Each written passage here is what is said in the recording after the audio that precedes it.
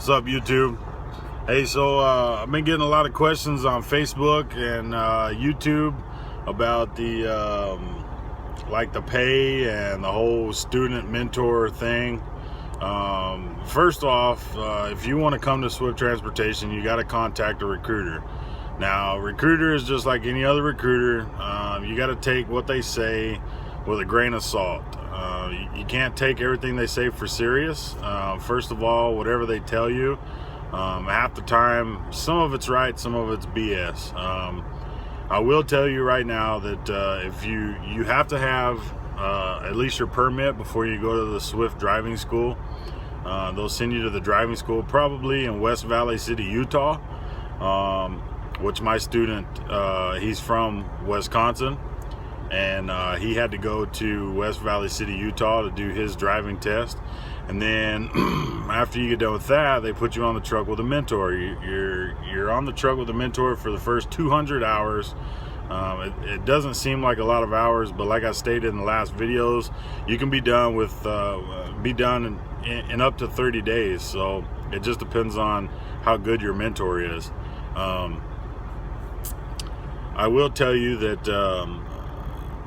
200 hours I don't think is enough hours, but to be a good successful driver. But you kind of got to do things on your own to figure things out. But we're here for the 200 hours to kind of show you the basics of everything. Once you complete your 200 hours, your mentor will drop you off at a terminal where you do your upgrade. Your upgrade consists of taking a written test, which is just like the general knowledge test that you took to get your permit. They ask you a bunch of questions on the macros, ask you a couple questions on hazmat, trip planning. It's simple questions. It's like 57 question test. You can only miss 12. It doesn't matter what state you're in. You're only allowed to miss 12. If you don't pass the written test, then there's obviously something wrong with you or your mentor, because there's no reason why you should not pass your test. And then they take you on a drive test. Your drive test is like maybe 30-40 minutes long, if that. They take you around the block and they have you do a back at a truck stop or at the terminal, and they may even have you couple and uncouple the trailer just so they can see how you do things, see if you were trained well. The pay grade, when you're out with your mentor, you get $9.50 for every hour that you drive. And then I believe it's whatever your state minimum wage is. We're not talking Washington at 15 bucks an hour, but I think most of them are like $7.25 to $8 an hour of on-duty time that you get paid for. All that is hourly that you get paid for when you're on the truck with your mentor. So you're going to average anywhere from $400 to $500, just like the recruiter will tell you, a week when you're on the truck, as long as you don't take a company advance or a personal advance. When you get out on your own and you get released on your own, as a company driver, you'll make about 36 cents a mile. That's the average base pay that they pay all their solo drivers. So I mean, it's a competitive with all the other companies. Most other companies are like 36 to 38, depending on your experience.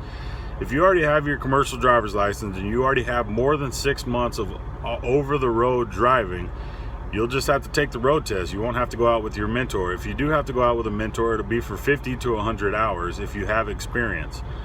And it's the same pay whether you are experienced or inexperienced, because you got to know the Qualcomm. The Qualcomm is the hardest part of this whole entire job. Truck driving is easy, sitting behind a wheel and driving. The Qualcomm is the hardest part of this whole entire job. So just keep that in mind.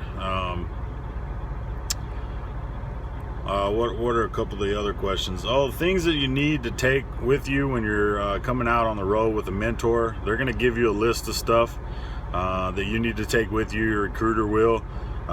You need to take things, obviously, you know, your health and beauty aids, deodorant, all that fun stuff. A sleeping bag. You need to bring at least 7 days worth of clothes. And I recommend a pillow. A lot of people don't bring a pillow because you have to take a bus from wherever you live all the way to Salt Lake City. But if you can, you need to get a pillow. It's like $4 at a damn truck stop or Walmart. Go to Walmart, get a pillow. I definitely recommend getting a pillow, but the sleeping bag is a give me.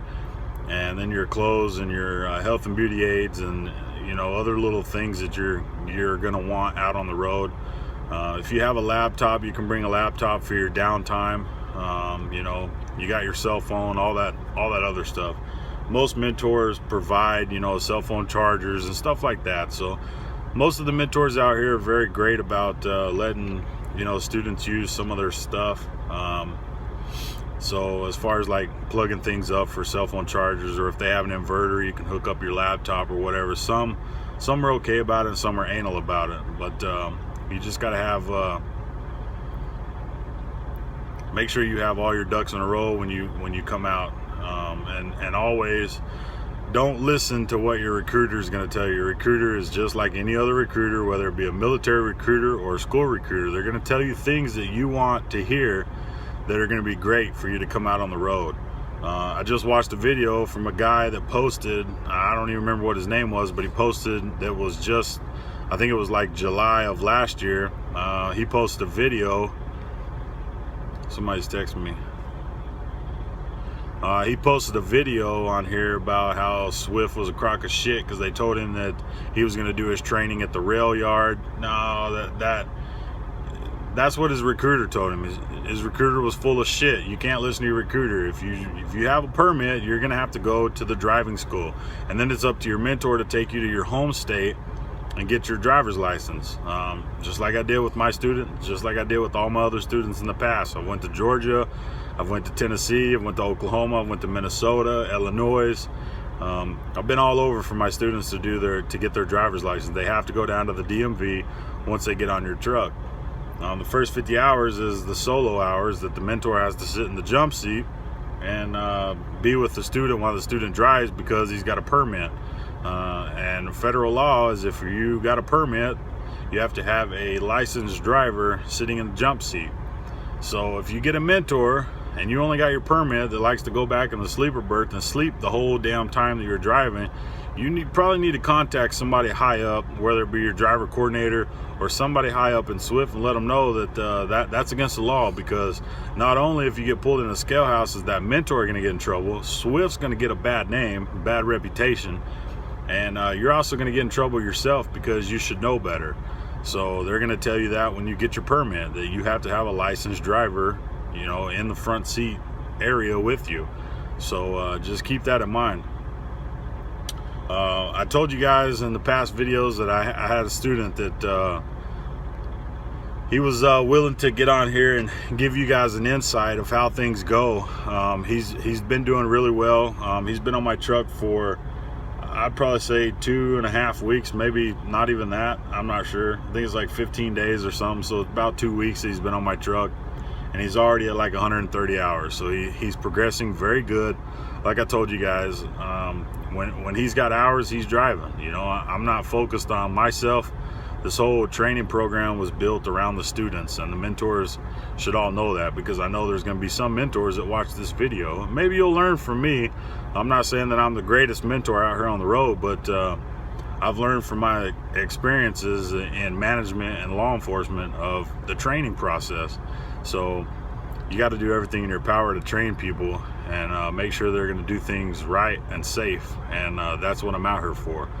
But anyways, I'm gonna give it to Cody, and I'm gonna let him explain some of the things that he has experienced himself over the time of the 15 days that he's been with me. And I'll tell you what, he's really impressed me as far as all the students I've had on my truck. Coming from day one to where he's at right now to when he does his upgrade, he's coming a lot far. He's came far in the game. And he's doing really well as far as hours go. And I know that when he gets off my truck, I'm going to feel 110% that I'm putting another safe driver out there on the road. But anyways, I'm going to let Cody take over, and he can give you guys a little insight on, some perspectives that you guys need to know, because most of the people that are commenting and doing stuff are people that are interested in coming to Swift, which means you're going to be students. So looking at it from a student standpoint, I think is you guys will learn a little bit more from him than you'll learn from me. So anyways, I'm gonna give it over to him, and then when he gets done, I'll get back on here, and then we'll end it with that.